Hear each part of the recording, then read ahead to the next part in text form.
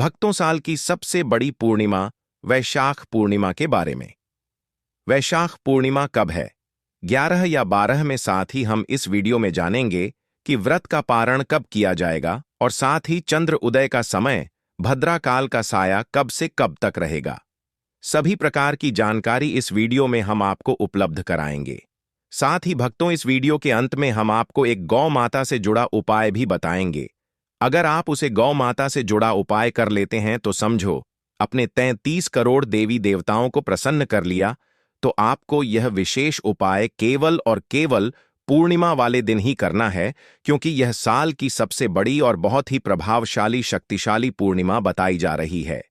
कहा जाता है कि अगर आप गौ माता से जुड़ा एक उपाय कर लेते हैं तो आपकी कोई भी मनोकामना होगा शीघ्र अति शीघ्र ही पूर्ण हो जाएगी और आप पर भगवान श्री हरि विष्णु की कृपा भी बनी रहेगी। तो चलिए वीडियो को आगे बढ़ते हुए शुरुआत करते हैं। दोस्तों, आप सभी को वैशाख पूर्णिमा की हार्दिक शुभकामनाएं। वैशाख माह में पड़ने वाली पूर्णिमा को वैशाख पूर्णिमा कहते हैं। इसी दिन वैशाख पूर्णिमा का व्रत रखा जाता है और स्नान दान भी किया जाता है। आपको बता दें कि वैशाख पूर्णिमा के अवसर पर सत्यनारायण भगवान का व्रत एवं कथा सुनने का भी विधान है। भगवान बुद्ध जी का जन्म हुआ था, इसीलिए इस पूर्णिमा को पूर्णिमा के नाम से भी जानते हैं।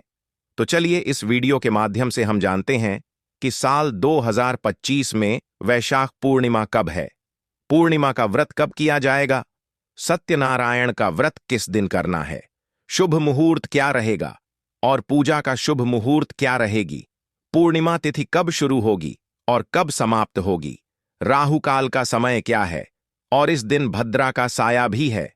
तो भद्रा कब से कब तक रहेगी और इस दिन चांद निकलने का सही समय क्या है, व्रत की विधि क्या है, सत्यनारायण भगवान की पूजन विधि क्या रहेगी और व्रत करने के नियम क्या है, व्रत का पारण कब करना है, कैसे करना है, इन सभी विषयों की संपूर्ण जानकारी आपको इस वीडियो के माध्यम से प्राप्त होगी। लेकिन वीडियो शुरू करने से पहले आपसे निवेदन है कि यदि वीडियो आपको थोड़ा सा भी अच्छा लगे तो कृपया एक बार लाइक अवश्य कर दीजिएगा, क्योंकि आपका एक लाइक हमारे लिए बहुत महत्वपूर्ण होता है। और भगवान सत्यनारायण की कृपा प्राप्त करने के लिए कमेंट बॉक्स में अवश्य लिखिएगा सत्यनारायण भगवान या जय श्री हरि भगवान। सत्यनारायण के आशीर्वाद से आपकी हर मनोकामना पूरी होगी और आपके जीवन के सभी कासन का निवारण होगा। तो चलिए बात करते हैं वैशाख पूर्णिमा की। दोस्तों, हिंदू धर्म में वैशाख पूर्णिमा का बहुत अधिक महत्व है। वैशाख पूर्णिमा के दिन पवित्र नदियों में स्नान करने, जरूरतमंदों को दान करने का भी विधान है। इस दिन मां लक्ष्मी और भगवान विष्णु जी की पूजा का विशेष महत्व है। इस दिन गंगा नदी में स्नान करने के बाद दान पुण्य करने से पुण्य फल की प्राप्ति होती है। दोस्तों, इस दिन लोग अपने घरों में सत्यनारायण भगवान की कथा सुनने का आयोजन करते हैं एवं सत्यनारायण का व्रत भी रखते हैं कि पूर्ति हो। सत्यनारायण का व्रत रखने से एवं पूजा करने से सुख समृद्धि, वैवाहिक जीवन में सुख, संतान प्राप्ति, रोग मुक्ति एवं समस्त मनोकामनाओं की पूर्ति हो जाती है। दोस्तों, पूर्णिमा के दिन दो तरह से व्रत किया जाता है। कुछ लोग पूर्णिमा का व्रत करते हैं और सारा दिन व्रत करने के बाद चंद्रमा को अभव पूजन के बाद व्रत खोल लेते हैं, और कुछ लोग पूर्णिमा के दिन भगवान सत्यनारायण के निमित्त व्रत पूजन करते हैं। भगवान सत्यनारायण के व्रत में सुबह स्नान आदि करने के बाद भगवान सत्यनारायण का पूजन किया जाता है। सत्यनारायण भगवान की कथा कही जाती है और कथा सुनने के बाद, कथा कहने के बाद, उनको भूख आगे लगाने के बाद अपराध में या साइन कल व्रत खोल लिया जाता है। आपको बता दें कि दोनों व्रत में पूजा विधि लगभग एक जैसी ही है और पूजन सामग्री भी एक ही है, और चंद्र पूजन की विधि भी समझेंगे से पहले उठ जाना चाहिए। स्नान ध्यान करने के लिए आप इस दिन गंगा स्नान कर सकते हैं तो बहुत उत्तम रहेगा। अगर गंगा स्नान नहीं कर सकते तो आप घर पर भी गंगा स्नान का फल प्राप्त कर सकते हैं। आप पहले नहाने वाली बाल्टी को अच्छे से साफ सुथरा करें, फिर उसमें पहले थोड़ा गंगा जल डालें, उसके बाद उसमें शुद्ध जल भर लीजिए। इससे गंगा स्नान का फल प्राप्त होगा। जब आप स्नान करेंगे तो हर हर गंगे बोलते हुए स्नान करना है। स्नान आदि करके स्वच्छ वस्त्र धारण कीजिए। इसके बाद आपके घर का जो मंदिर है उसकी साफ सफाई कीजिए पूजा स्थल को गंगा जल छिड़कर शुद्ध करें। सबसे पहले एक शुद्ध आसन में पूर्व या उत्तर दिशा की ओर मुख करके बैठ जाए। सभी पूजन सामग्री एकत्र कर लेगा, यह जान लेते हैं। सुपारी, लौंग, इलायची में फल और मिठाई आदि ले लें। दक्षिणा भी शामिल जरूर करें। जल के लिए हमें आवश्यकता रहेगी। एक लोटा लोटे में पहले थोड़ा गंगा जल भरेगा, उसके बाद उसमें शुद्ध जल भर लीजिएगा। सारी सामग्री एकत्र कीजिए और आसन लगाकर बैठ जाइए। अब एक लकड़ी की चौकियां पता रख लें, उसमें पीला कपड़ा उठाकर भगवान को स्थान दें। जो लोग भगवान सत्यनारायण का पूजन कर रहे हैं वह भगवान सत्यनारायण की तस्वीर रखें, या जो चंद्रमा व्रत करते हैं उन्हें भी भगवान सत्यनारायण का या लक्ष्मी नारायण का पूजन करना चाहिए। तो उनकी मूर्ति या फोटो स्थापित करें और भगवान सत्यनारायण का ध्यान करके अपना नाम, अपना गोत्र, जिस स्थान पर बैठकर आप संकल्प कर रहे हैं वहां का मकान नंबर, क्षेत्र का नाम, शहर का नाम लेकर भगवान से व्रत और पूजन हो, इसके लिए प्रार्थना करें। सुख समृद्धि की कामना करें। कोई मनोकामना है तो उसे भी बोलेगा। अब संकल्प की सामग्री भगवान के चरणों में अर्पित कर दीजिए। इस प्रकार से आपको संकल्प करना है। संकल्प करने के बाद अब पूजन आरंभ करेंगे। सर्वप्रथम गणेश जी का ध्यान कर पूजा शुरू करें। अब सत्यनारायण भगवान का ध्यान कीजिए, स्मरण कीजिए। उनसे निवेदन कीजिए कि प्रभु आप आए, यहां विराजमान हो और पूजा को स्वीकार करें। सबसे पहले सत्यनारायण भगवान को जल अर्पित करेंगे। आप पंचामृत में कच्चा दूध, दही की शहद, शक्कर शामिल करें। यदि आपके पास भगवान की धातु की मूर्ति है तो आप पंचामृत से सीधे स्नान कारण, यदि तस्वीर है तो एक फूल ने उसमें पंचामृत लगाकर भगवान को अर्पित कर दें। पंचामृत से स्नान करने के बाद पुनः शुद्ध जल से स्नान चरण यानी शुद्ध जल अर्पित करें। अब भगवान को वस्त्र के रूप में मौली का टुकड़ा अर्पित कीजिएगा। अब भगवान को यज्ञोपवीत यानी जानू अर्पित करेंगे। जानू पर पहले होली लगाकर तिलक कर दीजिएगा। इसके बाद दीपक जलाएं, धूप जलाएं, भगवान को अर्पित करें। इसके बाद होली या चंदन का तिलक लगाएं और भगवान को पुष्पमाला चढ़ाएं। अब भगवान को हाथ से दीप दिखाएं। बिना दीपक को उठाए हुए या पुष्प में धूप दिखाकर भगवान को अर्पित कर दें। अब भगवान को भोग लगे, इसमें आप फल, मिठाई, मिश्री, बताशा और भगवान सत्यनारायण जी को पंचामृत और पंजीरी का भोग जरूर लगाएं। साथ में तुलसी का पत्ता जरूर रखें। भोग लगाने के बाद जल का आगमन करें। इसके बाद भगवान को तांबूल यानी कि पान के पत्ते पर 2 लोग, एक इलायची, एक सुपारी रखकर अर्पित करें। इसके बाद अपनी इच्छा अनुसार भगवान को कुछ न कुछ दक्षिणा भी अर्पित करें।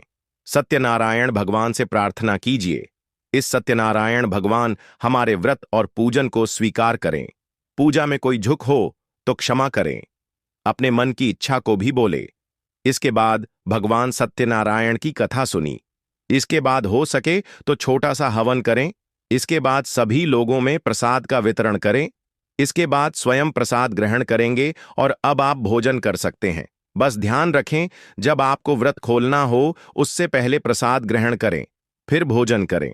आपको बताएं कि व्रत कब करना है, पूजा का शुभ मुहूर्त क्या रहेगा, उससे पहले बात कर लेते हैं।